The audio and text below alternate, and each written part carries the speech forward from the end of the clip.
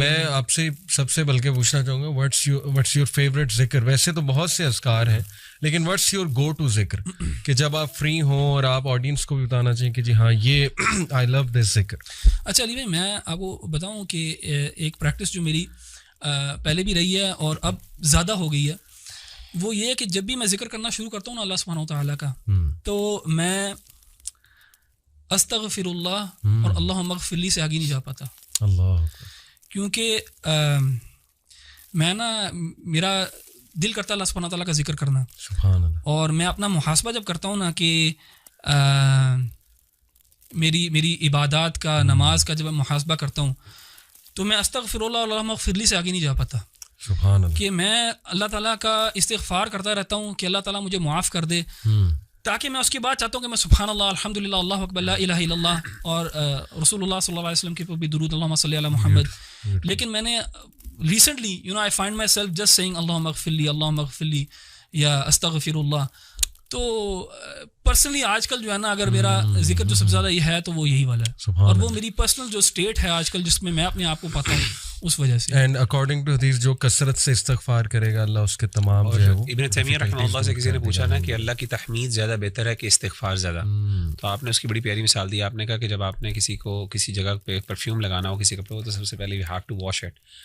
سو اس کی پرفیوم تو تحمید اللہ کی تو وہ ایک خوشبو ہے اور آپ کی گندگی جب تک صاف نہیں ہوگی تو سبحان اللہ یعنی استغفار کئی دفعہ پریسیڈنس رکھتا ہے اور سبحان اللہ. Amazing example. اچھا while I agree with what Ahmed بھائی نے کہا ہے لیکن آن دا کنٹریری اگر آپ دعا دیکھیں یونس علیہ السلام کی تو اس میں آپ کو ایک دوسری پکچر ملتی ہے. میرے لیے پرسنلی جو ہے نا حوقلہ جس کو کہا جاتا ہے لا حول ولا قوت الا باللہ, یہ بہت امپاورنگ مجھے بہت امپاورنگ دعا لگتی ہے کیونکہ اس میں جو ہے نا وہ اس بات ہے اللہ تعالیٰ کی طاقت اور قدرت کا.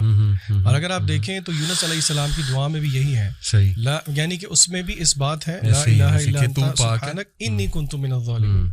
تو میری گو ٹو پرسنلی اور کیونکہ حدیث میں آیا بھی ہے کہ عرش کے خزانوں میں سے ایک خزانہ ہے تو اور ہم نے علماء کو کہتے ہوئے سنا بھی ہے کہ if you want to see miracles happening, یہ کسی حدیث میں نہیں ہے تو ٹرائی لا حول ولا قوت الا باللہ 100 دفعہ نہیں وہ کہتے ہیں 500 1000 1500 2000 دفعہ کر کے دیکھیں تو صحیح, پھر دیکھیں کہ آپ کی زندگی میں کیا جو ہے نا معجزے ہوتے ہیں. اچھا احمد بھائی نے بات کی رمضان کی, قرآن کی اور دعا کی, یہ تو ہے ساری عبادت. اگر آپ پارے کے شروع میں آ جائیں تو اس میں ایک بڑی انٹرسٹنگ چیز ہے, بار بار سائنٹیفک چیزوں کی طرف جانے کو بہت دل کرتا ہے.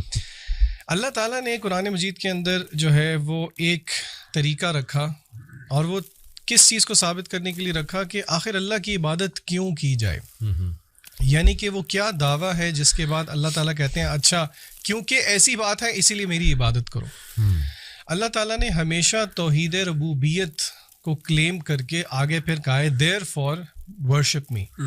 کیا مطلب توحید ربوبیت کہ مثلاً اللہ تعالیٰ خالق ہیں, اللہ نے یہ پیدا کیا, اللہ نے وہ پیدا کیا. تو میں جن آیات کی طرف اشارہ کرنا چاہ رہا ہوں وہ آیات یہ اس پارے کے بالکل شروع ہی میں ہیں. اللہ تعالیٰ فرماتے ہیں ان فی خلق السماوات والارض واختلاف اللیل والنہار والفلک. لمبی آیت ہے بیسیکلی جس میں اللہ تعالیٰ نے تخلیق کا ذکر کیا, آسمان اور زمین کا, دن اور رات کے ہیر پھیر کا ذکر کیا, کشتیوں کی جب وہ دریا پہ چلتی ہیں لوگوں کو فائدہ دیتی ہیں, آسمان سے جب بارش برستی ہے, یعنی کہ it is the manifestation of Allah تعالیٰ's کریشن. اور اسی طرح اور سورہ بقرہ کے شروع میں بھی اللہ تعالیٰ نے جب کہا یا ایھا الناس اعبدوا ربکم کہ اللہ کی عبادت کرو, اس کے آگے پھر اللہ تعالیٰ نے جو دلائل دیے وہ ربوبیت کے دیے. تو اس سے ہمیں ایک جینیسس آف فیتھ کا پتہ لگتا ہے کہ کس طرح اللہ تعالیٰ ہمیں الوہیت کی طرف لے کے جانا چاہتے ہیں کہ ہم اللہ کی کریشن پہ غور کریں. دیکھیے یہ تھیوریٹیکل بات نہیں ہے, آج کل اس کو اگر ہم پریکٹیکلی مینیفیسٹ کریں تو ہم سوچیں کہ وہ کون سی چیزیں ہیں جو کہ ہنڈرنس ہیں میرے اور آپ کے لیے کہ ہم غور و فکر کریں اللہ تعالیٰ کی تخلیق میں. آپ کو یاد ہوگا پچھلے سال ہم ایک ٹرپ پہ گئے تھے سب اکٹھے, اور اس ٹرپ پہ ہم نے کیا کیا تھا, ڈیجیٹل ڈی ٹاکس کیا تھا, اور ہم نے رات کو بیٹھ کے سب نے لیٹ کے آپ کو یاد ہوگا آسمان کی طرف کوئی گھنٹہ 1.5 گھنٹہ جو ہے وہ تاروں کو آبزرو کیا تھا, سورہ ملک سنتے, اور ہم سب نے ایگری کیا تھا کہ اس طرح ٹائم نکال کے اللہ کی کریشن کو شاید ہی ہم کبھی آبزرو کرتے ہیں. بالکل صحیح. تو ہم اپنے بہن بھائیوں کو یہ مشورہ ضرور دیں گے کہ آپ کبھی نہ کبھی اپنے آپ کو تھوڑا سا کٹ آف کر کے اس پہ غور و فکر ضرور کریں, کیونکہ اللہ تعالیٰ نے اس کو دلیل بنایا ہے اپنی الوہیت کے لیے. تو I think this is very empowering. ویسے یہ جو ربوبیت آپ نے بات کی, اٹس اے بیوٹیفل کانسیپٹ. اس کو اگر تھوڑا سا اور ہم آڈینس کے لیے ایکسپلین کر دیں تو بڑا امپاورنگ ہوگا کہ ایگزیکٹلی توحید ربوبیہ میں کیا کیا جو ہے وہ آتا ہے. میرے خیال سے شیخ مغیرہ سے میں ریکویسٹ کروں گا کہ آپ ربوبیت پہ تھوڑا سا ذرا الیبوریٹ کر دیں پلیز.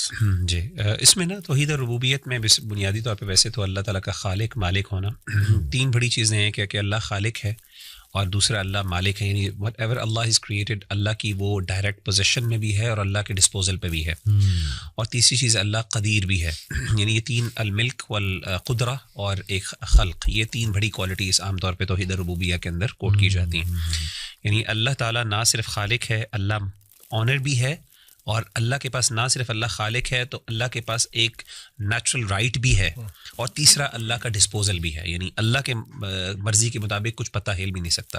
یہ تین کوالٹیز جو ہیں یہ پرائمریلی ایک توحید ربوبیت کا کانسیپٹ ہے, اور میں سمجھتا ہوں جس بندے کے اندر توحید ربوبیہ کا کانسیپٹ صحیح معنوں میں انٹرنلائز ہو جائے نا, وہ کبھی بھی شرک نہیں کر سکتا, کیونکہ توحید ربوبیہ necessarily necessitates actually in fact to الوہیہ. اور یہی اللہ تعالیٰ نے ہمارے ہاں عام طور پہ بعض دفعہ یہ کہہ دیا جاتا ہے کہ توحید الربوبیہ بندے کا پرفیکٹ ہے, توحید الوہیہ نہیں.